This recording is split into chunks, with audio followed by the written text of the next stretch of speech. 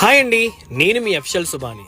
దసరా పండుగ వచ్చింది అంటే చాలామంది ఆ విజయవాడ కనకదుర్గమ్మ తల్లి మాల ధరిస్తూ ఉంటారు. ఎవరికి తోచిన విధంగా వాళ్ళు అమ్మవారిని చూడడానికి చాలా వరకు ప్రయాణాలు అవుతూ ఉంటారు. నేను చూసినంత వరకు చాలామంది అయితే కాలినడికన అమ్మవారిని దర్శించేందుకు ఈ హైవేల పైన కటిక ఎండలో అమ్మవారిని దర్శించడానికి నడుస్తూ ఉన్నారు. వాళ్ళందరికీ ఏదో ఒక చిన్న అల్పాహారం ఇవ్వాలని చెప్పేసి ఈసారి నా సతీమణితో కలిసి ఈ కార్యక్రమానికి నేనైతే శ్రీకారం చుట్టాను.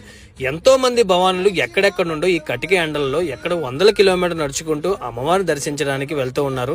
వాళ్ళందరినీ కూడా ఒక చోట నాపి నేను నా సతీమణి మాకు తోచిన విధంగా వాళ్ళకి కొంచెం అల్పాహారం అందించడం జరిగింది.